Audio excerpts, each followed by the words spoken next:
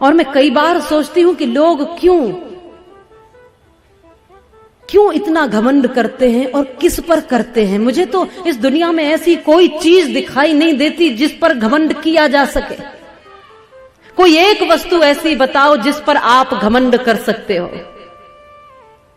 प्रभु का नूर जो देखे वही इंसान होता है, और जो भरता पेट है केवल वो तो हैवान होता है।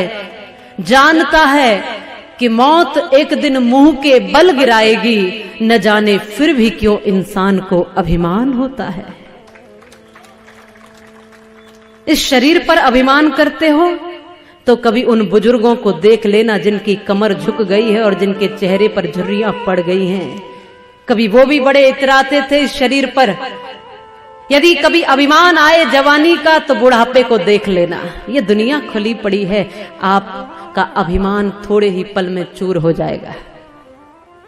बल पर घमंड करते हो तो एक दिन के बुखार में पीले पड़ जाते हो। जरा सोचो उस समय बल कहां चला जाता है। लक्ष्मी पर अभिमान करते हो तो ये लक्ष्मी आज तक किसी की नहीं हुई भगवान विष्णु के सिवाय।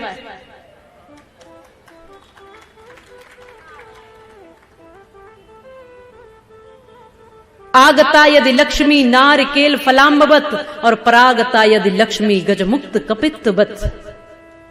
ये लक्ष्मी जब आती है तो कितने भी दरवाजे बंद कर लो फिर भी चली आती है, कहीं से भी बरस जाती है। नारिकेल फलाम्बवत। यहां महाराष्ट्र में तो नारियल के फल बहुत मिलते हैं, टटोल के भी देखो आप उनको। तो नारियल का फल कैसा होता है, एक गहरा सा जटाजूट, उसके ऊपर पत्थर की सी दीवार लगी हुई है और उसके भीतर भी किसी ने पानी डाल दिया। तो चिंतन करो, तुम कितने भी दरवाजे बंद करो, जब लक्ष्मी आती है तो दरवाजे बंद होने पर भी आ जाती है। इसलिए कहते हैं जब परमात्मा देता है तो छप्पर फाड़ के देता है, और अब छप्पर नहीं रहे तो छत फाड़ के भी दे देता है। जिस दिन घमंड अपने तू सर से उतार देगा, उस दिन तुझे विधाता अनमोल प्यार देगा। उसके सिवाय जग में दाता न और कोई, और देने पे जब वो आए तो बेसुमार देगा। पर जिस दिन घमंड अपने तू सर से उतार देगा। परागता यदि लक्ष्मी गजमुक्त कपित्तवत। यदि लक्ष्मी जाती है तो भी ऐसे समझ लो कि कैथ का फल, हाथी उसको साबुत निगल जाता है। कैथ का फल देखा होगा, हॉकी के गेंद के जैसा होता है। जब हाथी उसको निगलता है तो ऐसे ही निगल जाता है, और जब वो उसकी लींद के द्वारा निकलता है तो बिना टूटे, बिना फूटे, बिना चटके निकलता है। पर जब आप उसको तोड़कर देखोगे तो उसके पेट में भीतर ही भीतर उस फल का गूदा समाप्त हो जाता है। ऐसे ही लक्ष्मी जब जाती है तो कहीं से भी निकल जाती है। इस पर अभिमान करने की जरूरत नहीं है, इस पर अहंकार मत करो। ये किसी की नहीं हुई, क्योंकि अच्छे अच्छे लोग बैठे रह जाते हैं। जब नोटबंदी हुई तो सब बैठे रह गए। ये जब जाती है तो ऐसे ही जाती, किसी ने सोचा भी ना होगा।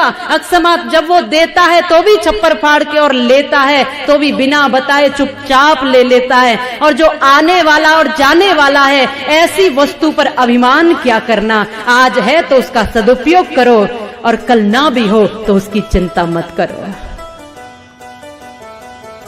सुखी वही रह सकता है जो उम्मीदें नहीं करता, केवल अपना कर्म करता है। और यदि कभी अपने बल पर अहंकार हो तो हरियोत प्रसाद उपाध्याय, जो हिंदी के बड़े प्रसिद्ध कवि हुए हैं, उनकी कुछ पंक्तियां हैं। उन्होंने कहा है अपने आप को लेकर, स्वयं पर उन्होंने एक रचना की कि मैं घमंडों में भरा ऐठा हुआ, और एक दिन जो था मुडेरे पर खड़ा, एक दिन उड़ता हुआ, अचानक उड़ता हुआ, एक तिनका आंख में मेरी पड़ा। मैं झिझक उठा, हुआ बेचैन भी, लाल होकर आंख भी दुखने लगी। मूठ देने लोग कपड़ों की लगे, ऐंठ बेचारी दबे पांव भगी। तब अक्ल ने यूं मेरी मुझे ताने दिए, ऐंठता तू किस लिए इतना रहा, एक तिनका है बहुत तेरे लिए, एक तिनका है बहुत